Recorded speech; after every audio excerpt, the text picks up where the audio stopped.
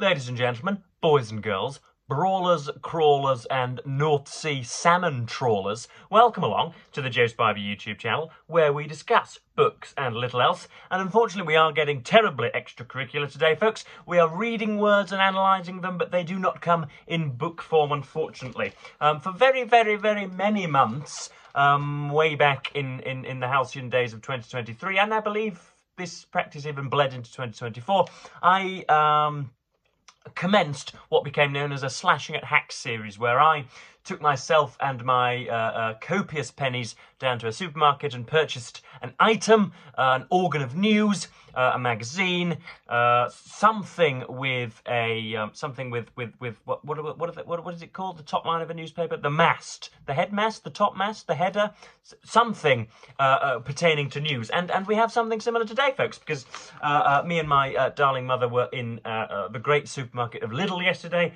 and the Times caught my eye. So we've got an entire newspaper to read together. But just before we get into the meat of this video, Mother is home this week. She's taken a few days off of work, and so she is skittling about behind me in the different rooms. But we are promised that there will be no intrusion. I have said that even if I shout the words "ow, ow, ow, ow, ow," help, Mum, my pancreas is melting and is exuding from my rectum, she is still not to come into the room. So even if I am suffering mortal collapse, there will be no interruptions today, folks, thankfully. So yes, this is the Times newspaper, and right at the start we have at the bottom here, number 10 crisis, bigger than grey. Of course, these are going to be Anglo-centric or Inglo-centric, Brito-centric news stories, given that it's a British newspaper.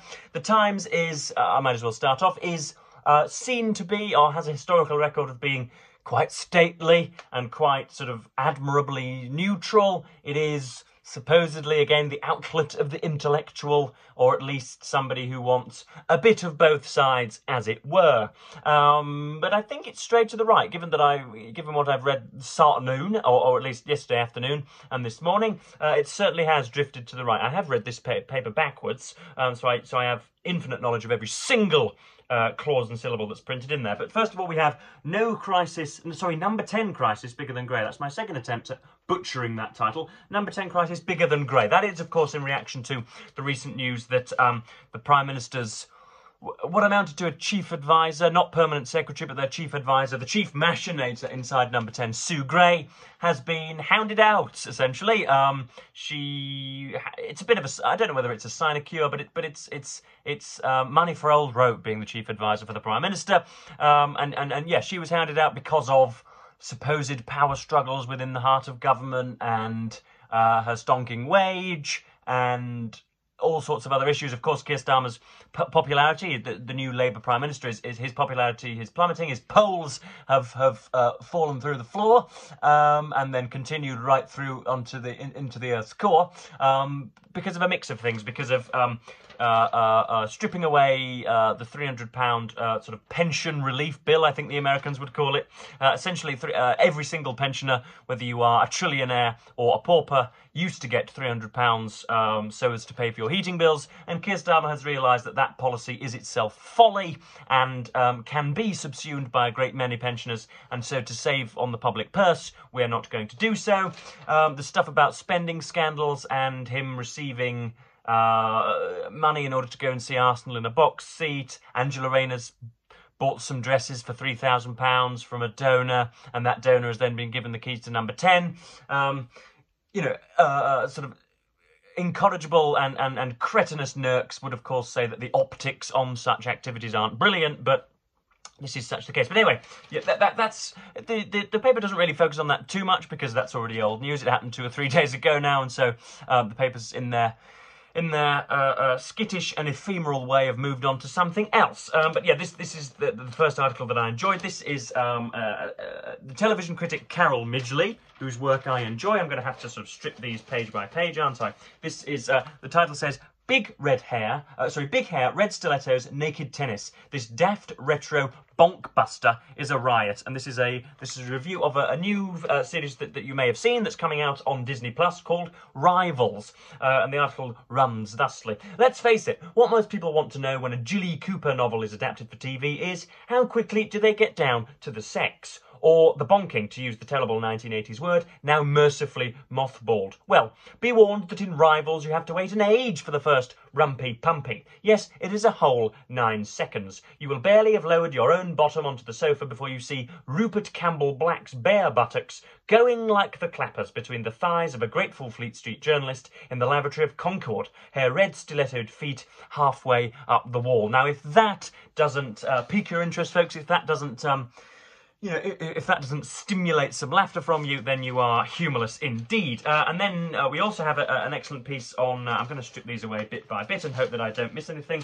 We have, in response to an article that Jonathan Bate wrote, I think either for the Telegraph or the Times last week, in response to the apparent inability for undergraduates to read big long books, for example, and again, social media is being, I don't know whether scapegoated is the right word. Of course, I've been the first person to blame bi-directional digital media for lowered attention spans and for ruined dopaminergic circuits in the brain. And so I suppose I'm in this tech bashing club. But I don't know. It just seems odd that they're going for it now. But this is Georgia Lambert's response. Literature students once read 3 books a week, but today they struggle to make it through 1 in 3 weeks, an Oxford professor has warned. So Jonathan Bate, a professor of English literature at the University of Oxford and a foundation professor of environmental humanities at Arizona State University, said students' reading abilities had declined significantly.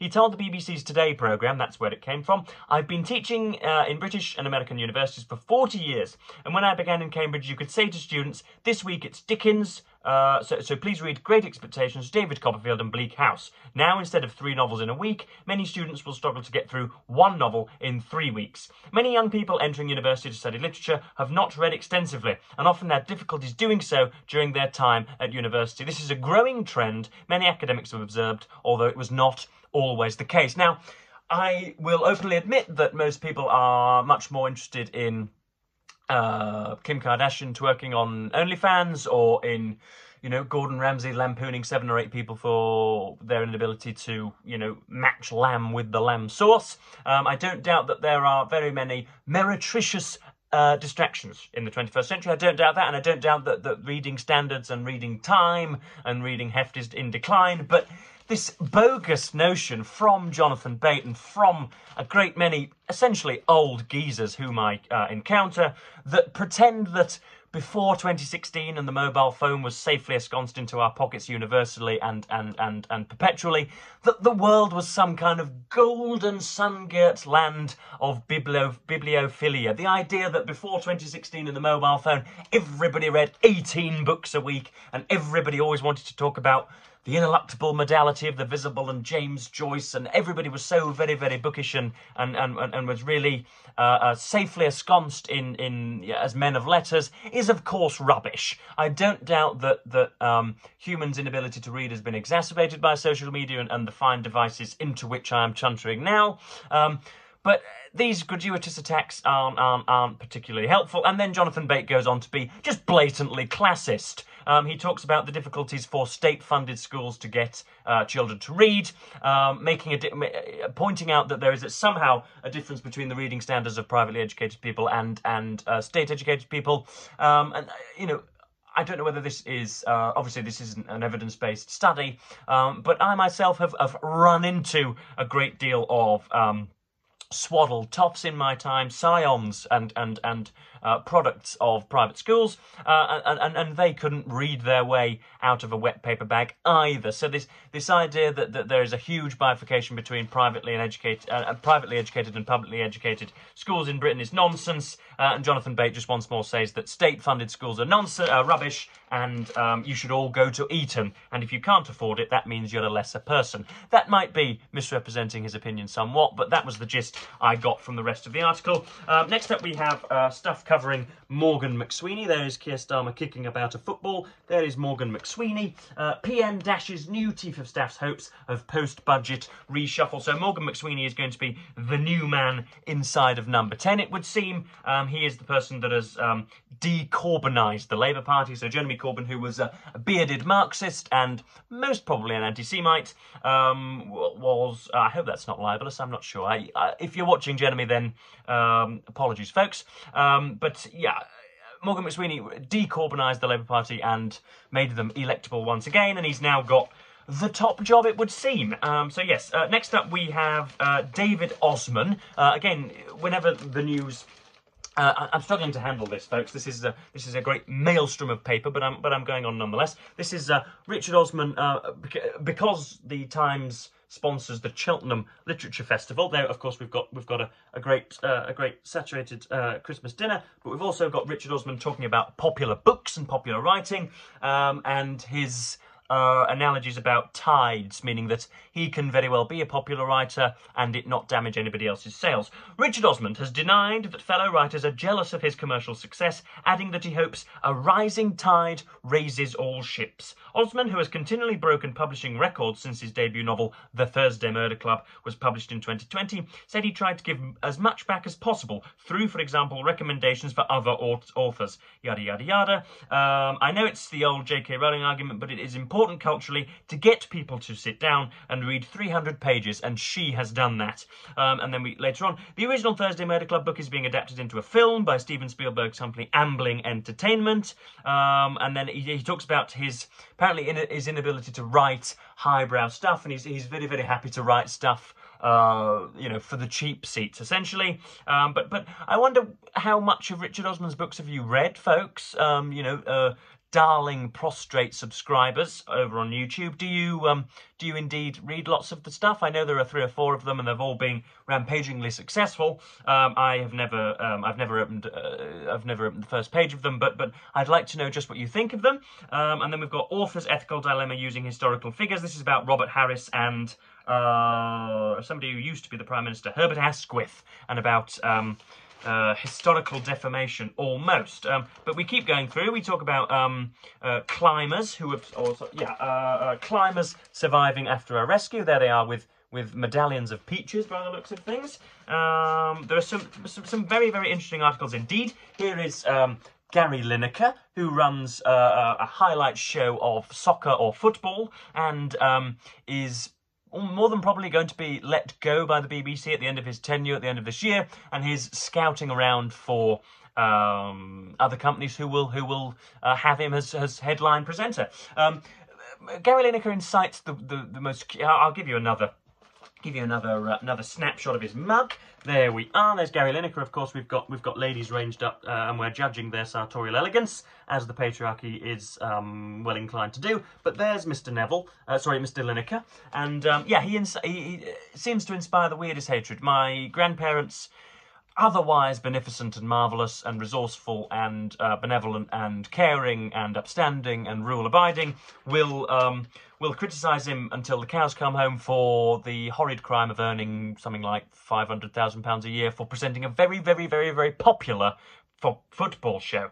But that's that. And then next up, I've realised that I haven't actually read an awful lot of these things out, but I shall try to. We've got William Hague, who was the first sucker behind George Osborne and David Cameron in the governments of the early Conservative governments of 2010 to 15. Next up, we have the cartoon. We've got. I didn't find this particularly funny. We have Keir Starmer there presented as the introducer to either vaudeville farce or a Shakespeare play. Once upon a time, it reads, once upon a time in a poor kingdom, and then he asks for his lines, and then he goes, hang on, there's a script coming, and then the words in the script bubble are, we're just finalising the budget for the production first, which will be funny for some of you and unfunny for very many more of you, I should presume.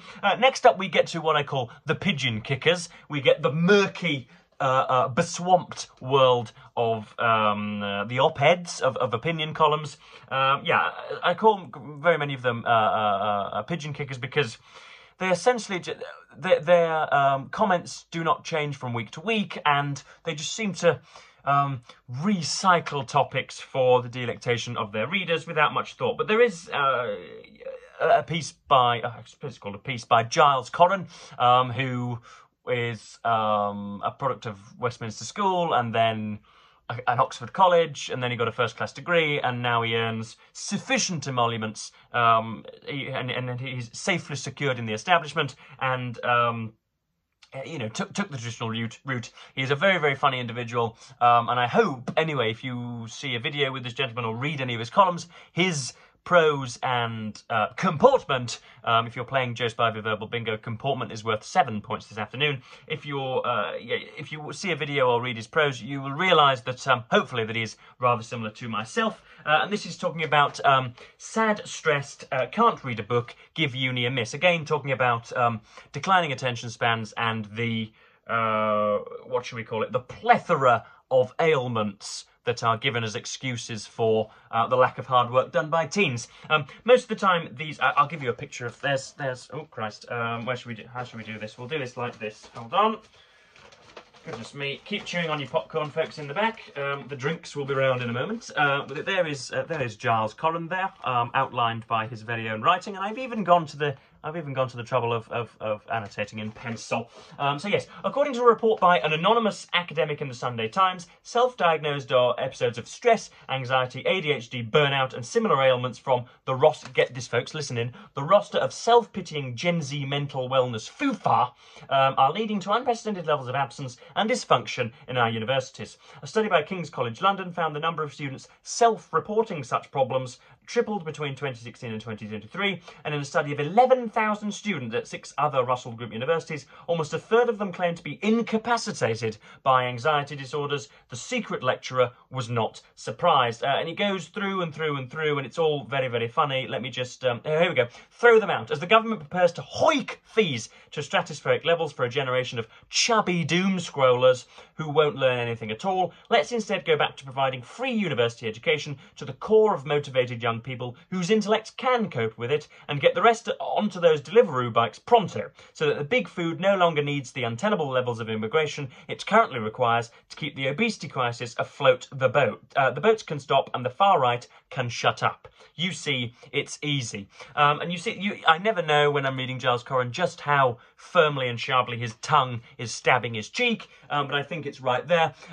Essentially just young bashing. You know, people get to the age of 50 and 60, they wish that they would have had more concupiscence when they were young. They realise that they are no longer beautiful and that they are just going to grey and slow with horrid age, and they think, oh goodness me, look, here are some 15 and 16-year-olds or to 25 and 26-year-olds who don't quite have all their ducks in the row and have some imperfections and some frailties. Let us expound upon that, you know, at great length, very, very many times. So that's Giles Corran, and I do realise that there is inattention amongst the young, and I do realise that there is an unwillingness and unreadiness to commit to hard work, and he rails against what I would also rail against, which was Tony Blair deciding that everybody should be given access to tertiary education, whether you're intelligent and keen or not.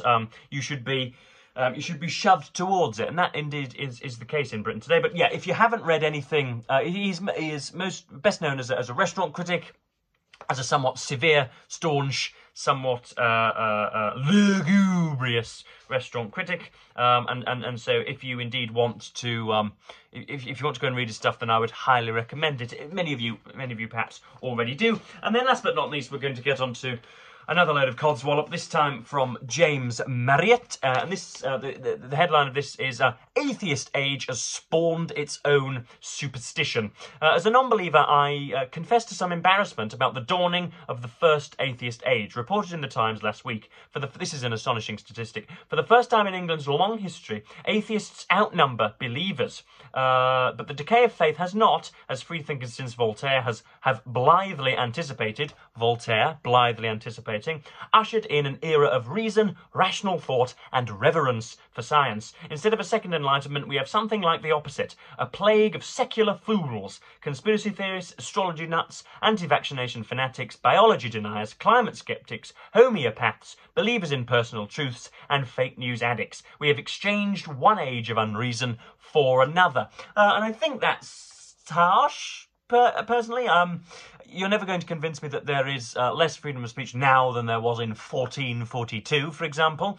And just because there are some atheistic fools does not mean that we are all atheistic fools. Do not tarnish us with the same brush. I don't doubt that there is something of a spiritual, metaphysical vacuum as a result of the new atheist movement and as a result of materialist rationalism, sort of charging through some of the institutions, and indeed just some learning in general. Now that God is, if not on his knees, then very much on the way to a deathly descent. I don't disagree that there are, you know, a great many blind spots, and we try and fill them with, as he points out, conspiracy theorists and the like. But of course, there isn't a mutual exclusivity between madness and religious belief.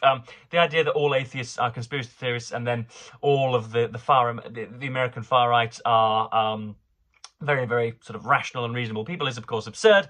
The biggest conspiracy theorist, or at least the most vociferous one, is the orange demagogue on the plinths and the pulpits called Donald Trump. And I would think that 50 to 60% of his supporters, I've not got the demographics before me, but 50 to 60% of his supporters are godful, shall we say, godful. So yes, that was the Times. It's now quartered, or at least put into 6 or 7 bits on my bed because I couldn't handle it properly. Didn't quite know what I was going to highlight. I read it all, and but yeah, very, very interesting. I don't want to insult the Times too much, just in case they would like to print some of my my book reviews. But yeah, some nice television criticism. Some I think what should we say? Bad faith disagreements with Keir Starmer and his being paid for habiliments. Again, if you're playing Joe Spivey verbal bingo, habiliments is worth 8 points this morning. And then, of course, Giles Corran and James Marriott in the opinion column. So yeah, not bad. £2.80, which of course is more than it used to be, such is the way of inflation, and seems to be just a little bit over for what one receives. You can get through it in an hour, and it costs £3. Is that good value? I'm not too sure. But yes, I suppose we should call this slashing at hacks. I read a newspaper and opined on very many subjects in the process on the grand internet, and I'm going to call that a YouTube video. So, as per usual, folks, I'm going to thank you ever so much for watching and announce that I'll be back later on in the week. But for now, say goodbye.